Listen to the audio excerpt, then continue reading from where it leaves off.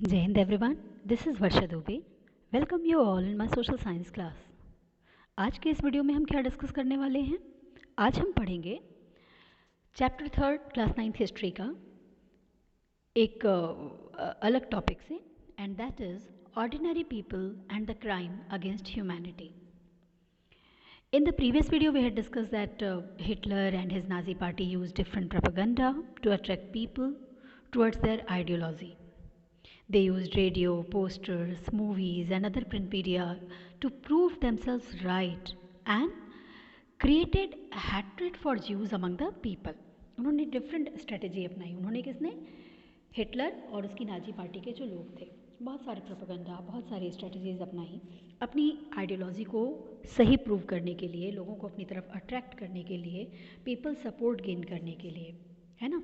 और साथ में केवल इतना ही नहीं, ज्यूज़ के लिए सबके दिलों में नफ़रत पैदा करने के लिए उन्होंने बहुत सारी तरीके अपनाए. जैसे रेडियो का यूज़ किया, पोस्टर्स को, मूवीज़ तरह तरह की बनाई जिसमें ज्यूज़ को जो है वो अच्छा नहीं दिखाया गया, है ना, उनका नेगेटिव एस्पेक्ट दिखाया गया. तो ये सारी चीज़ें उन्होंने की.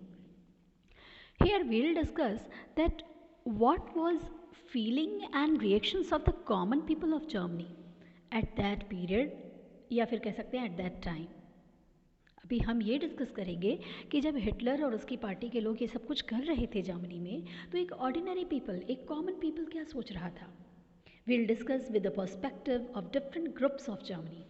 हम इन चीज़ों की चर्चा, इस चीज़ को हम जर्मनी में जो अलग अलग ग्रुप्स थे उनके नज़रिए से देखने की कोशिश करेंगे. ठीक है, so let's begin. How did common people react to Nazism? we'll know that what was the ordinary people's reaction towards Nazism. लोगों का रिएक्शन, एक साधारण आम इंसान का क्या रिएक्शन था नाजिज्म के प्रति. we'll discuss this in 3 categories. 3 category में हम इसको बांट कर पढ़ेंगे: supporter of Nazi, non Nazi and Jews. So let's start here.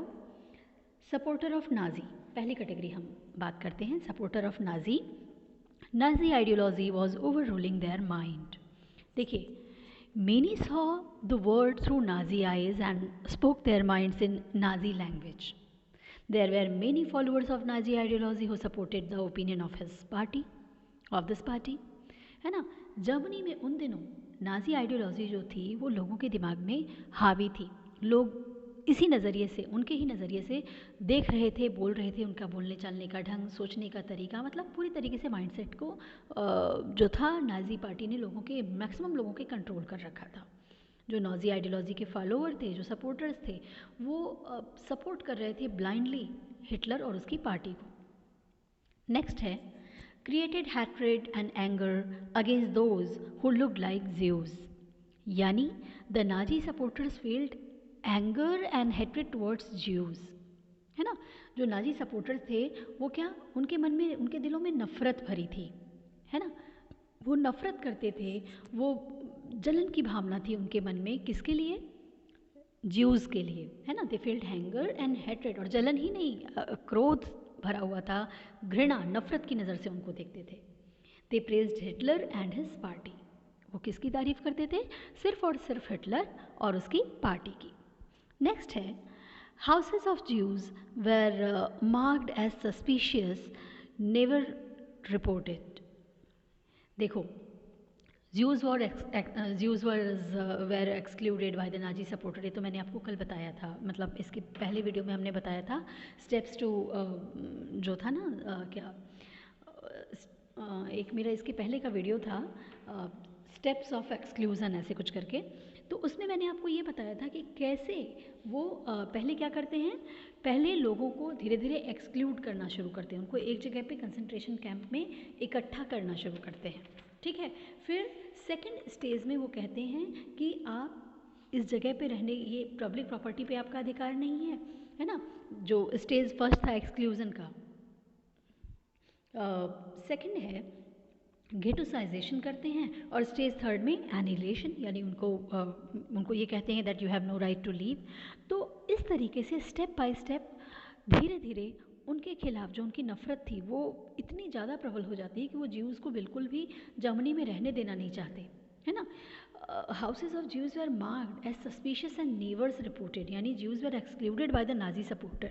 जितने नाजी सपोर्टर लोग थे वो ज्यूज़ को एक्सक्लूड कर रहे थे, अलग कर रहे थे. They were asked to inform the Nazi party that if there was any Jew living in their neighborhood, their houses were marked as suspected.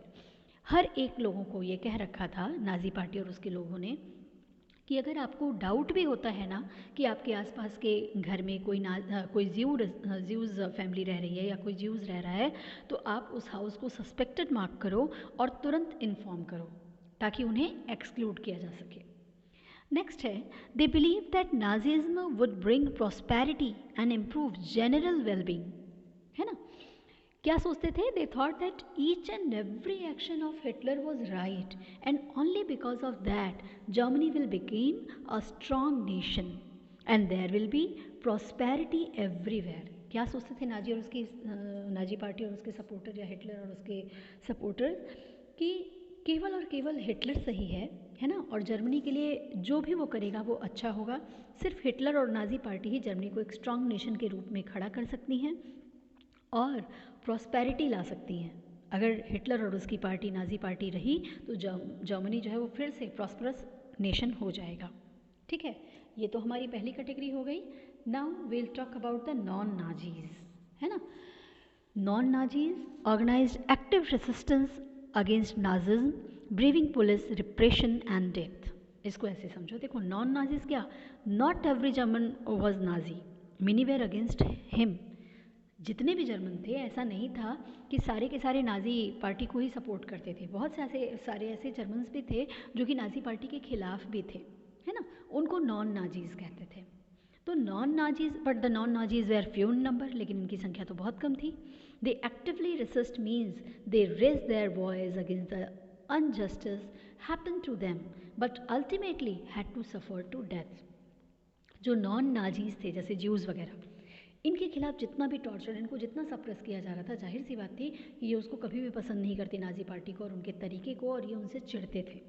है ना, जो भी अनजस्टिसफुल बिहेवियर उनके साथ हो रहा था ये उसके अगेंस्ट में आवाज़ उठा रहे थे. लेकिन परिणाम क्या हुआ?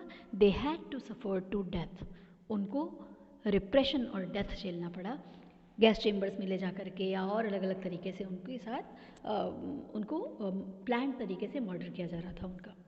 नेक्स्ट है, however, many were passive onlookers and a pathetic witness who were too scared to act, to defer, to protest. देखिए, many were remained passive and had fear to protest against Hitler and his act of killing and punishment. ऐसा नहीं था कि सारे के सारे लोग आवाज़ ही उठा रहे थे. क्यों? क्योंकि उनके मन में डर था. किस बात का डर था? हिटलर और उसकी पार्टी के खिलाफ अगर वो आवाज़ उठाएंगे तो उन्हें जान से मार दिया जाएगा. तो तो वो क्या कर रहे थे? दे वर रिमेन पैसिव, यानी वो पैसिव होके साइलेंटली जो भी अनजस्टिस हो रहा था उसको चुपचाप से देख रहे थे. और कोई आवाज़ उठाने से पहले, प्रोटेस्ट करने से पहले सैकड़ों बार उनको सोचना पड़ रहा था कि हिटलर उन्हें ऐसी पनिशमेंट देगा, उनको मौत के घाट उतार देगा. है ना. फिर है, pastor Niemoller wrote against all this. अब आप सोच रहे होंगे पास्टर नियोमॉयलर हैं कौन? देखिए, यहाँ पे आप देख रहे हो, इनका पिक्चर भी मैंने दिया हुआ है, आपकी बुक में भी शायद हो. पास्टर मीन्स होता है प्रीस्ट, है ना. पास्टर का मतलब ही होता है प्रीस्ट यानी पुजारी. और नाम क्या था इस पुजारी का? नियोमॉयलर. इन्होंने एक बुक लिखी, है ना, जिसमें उन्होंने हिटलर के खिलाफ काफ़ी कुछ लिखा. आपकी बुक में पेज पे दिया भी हुआ है. अपनी बुक में इन्होंने क्या मैसेज लिखा था हिटलर के खिलाफ, लोगों को कैसे अवेयर किया, है ना. अब आप समझ गए पास्टर नियोमॉयलर कौन है. He was a priest name Niemoller, wrote against Hitler. ठीक है. First they came for communist. कैसे लिखा उन्होंने? First they came for the communist, well I was not a communist so I said nothing. कहता है कि पहले वो आए, वो मतलब नाजी पार्टी के लोगों को टारगेट करके नियोमॉयलर कह रहे हैं, उस समय की स्थिति को जर्मनी की बयां कर रहे हैं कि पहले वो आते हैं, वो यानी नाजी पार्टी के लोग, और they came for the communist party के लोगों को मारने, उनको पकड़ने, उनको टॉर्चर करने के लिए आते हैं. But I was not a communist so I said nothing. लेकिन चूँकि मैं कम्युनिस्ट नहीं हूँ, कम्युनिस्ट ही नहीं हूँ, इसलिए मैं कुछ नहीं कहता, मैं चुपचाप से सारी चीज़ों को देखता हूँ. Then they came for the social democrats. Well, I was not a social democrat, so I did nothing. कहता है कि फिर ये नाजी पार्टी के लोग कम्युनिस्टों के बाद आते हैं सोशल डेमोक्रेट्स को पकड़ने के लिए। पर चूंकि मैं सोशल डेमोक्रेट्स नहीं हूँ, इसलिए मैं फिर भी कुछ नहीं बोलता। They came for the trade unionists, but I was not a trade unionist. And then they came for the Jews, but I was not a Jew. So I did little. है ना, ये उस समय की स्थिति को बयां कर रहे हैं। आई मतलब क्या? आई मतलब वो जो लोग पैसिव थे उन सब के बारे में, उनको टारगेट करके कह रहे हैं कि जिस तरीके से नाजी पार्टी एक के बाद एक जितने भी ग्रुप्स हैं उसको ख़त्म करती जा रही है, और जो लोग पैसिव होकर के हिटलर के डर से कुछ आवाज़ नहीं उठा रहे हैं, आप ये मत समझिए कि आप बच जाएंगे। आपको लगता है कि शुरू में वो कम्युनिस्टी को पकड़ने आए तो हमें छोड़ देंगे, हम कम्युनिस्टी नहीं है इसलिए जाने दो, कोई बात नहीं, हम नहीं बोलेंगे। फिर धीरे धीरे वो और आगे बढ़ते हैं और सोशल डेमोक्रेट्स को मास किलिंग करते हैं। फिर भी हम कुछ नहीं बोलते क्योंकि हम ना तो कम्युनिस्टी थे ना हम सोशल डेमोक्रेट्स थे। लेकिन फिर वो आते हैं ट्रेड यूनियनिस्ट, यानी जितने जो वहाँ पे संघ बने हुए थे, ग्रुप्स बने हुए थे, उनको पकड़ने के लिए। फिर भी मैं कुछ नहीं बोलता। क्यों? क्योंकि मैं ट्रेड यूनियन का हिस्सा नहीं हूँ।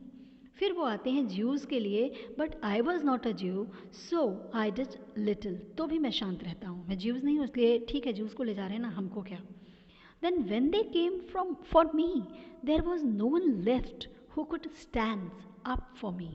लेकिन कहता है कि और अंत में एक दिन वो हमारे पास आते हैं, हमें पकड़ने के लिए आते हैं, तब हमें कोई बचाने वाला ही नहीं होता। अब तक हम पैसिव बन के देखे चले जा रहे थे, चलो जो भी हो रहा है हमारे साथ तो नहीं हो रहा है ना, हम तो सेफ हैं। लेकिन एक दिन ऐसा आएगा या एक दिन ऐसा आया जब वो हमें पकड़ने आए और हमें बचाने वाला ही कोई नहीं बचा था।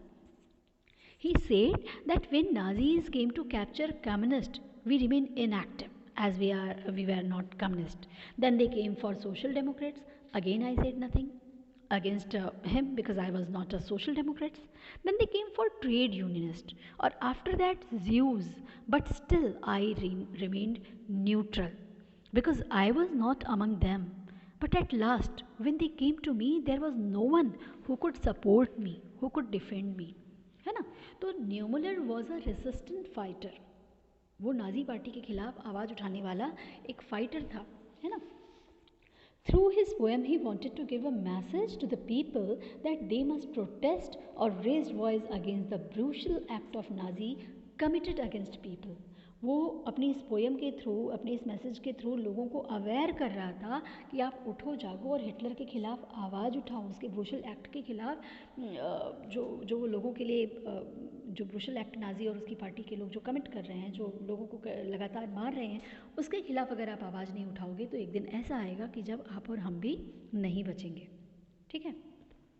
Now come to the next point, what Jews failed in Nazi Germany.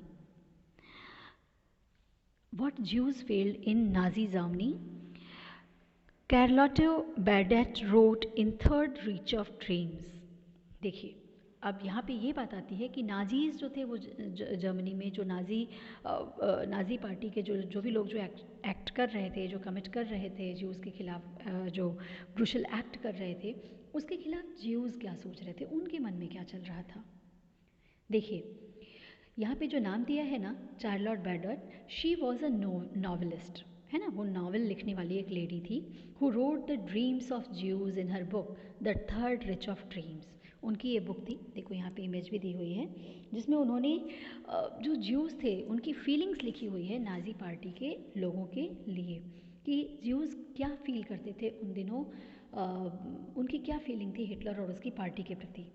ठीक है, उनकी बुक है third Reich of dreams. In this book she wrote the problems of Jews. इस बुक में उन्होंने क्या लिखा? ज्यूज़ की प्रॉब्लम्स के बारे में लिखा।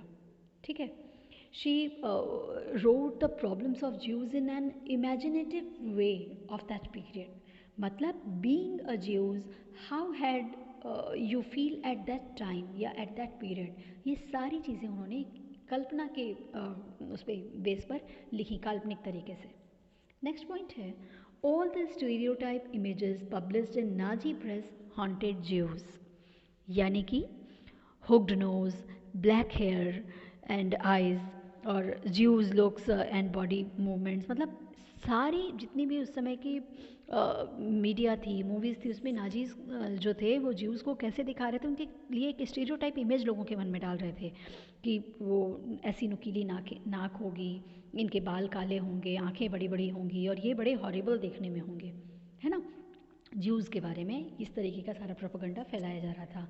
Means the bad images of Jews are created among the people, लोगों के दिमाग में भरा जा रहा था कि ज्यूज़ के खिलाफ कि खुद ज्यूज़ भी खुद को इन्फीरियर सोचने लग जाएं, ऐसा ऐसा माहौल बना रहे थे ज्यूज़ के खिलाफ कि ज्यूज़ को खुद लगने लगे वो हताश हो जाएं। दे सफ़र्ड मेंटल टॉर्चर, जितने ज्यूज़ थे उन दिनों मानसिक रूप से भी टॉर्चर हो रहे थे, फिजिकली तो वो हो ही रहे थे। लास्ट पॉइंट है, Jews died, sorry, it should be died, D-I-E-D. Jews died many deaths even before they reached to the gas chambers. Means so much misbehave had been conducted to Jews that they get frustrated. Gas chamber में जाने से पहले ही उनके ऊपर इतना जुल्म और सितम किया जाता था, मतलब चेंबर में जाने से पहले ही वो दिमागी तौर पर इतनी जिल्लत झेलते थे कि वो सैकड़ों मौत पहले ही मर जाते थे। चेंबर्स में, गैस चेंबर में जाके तो वो बाद में मरते फिज़िकली, इतना टॉर्चर, इतना उनको मेंटली भी सप्रेस किया गया, फिज़िकली भी, कि वो रोज़ जिल्लत की ज़िंदगी से तंग आ गए और हज़ारों मौत वो पहले ही मर जाते थे। They had to face social exclusion, उनका सामाजिक बहिष्कार किया जा रहा था, है ना। तो in this way we had seen that how did the ordinary citizen face difficulties and reacted to Nazism, है ना। ऑर्डिनरी जो लोग थे उन कितनी परेशानियां वो झेल रहे थे और नाजी जो पार्टी थी या हिटलर जो था उसके प्रति लोगों का क्या नज़रिया था। Now will relate the crime against the humanity with the next topic, knowledge about the holocaust. ये हमारा अगला टॉपिक होगा जिसमें हम इन सारी चीज़ों का क्या, हॉलोकास्ट मतलब क्या, एविडेंस, इसके बारे में हम नेक्स्ट वीडियो में पढ़ेंगे। Till then stay connected, keep learning, please like, share and subscribe my video. Don't forget to hit on the bell icon to get the notification of my upcoming video. Thank you. Jai Hind.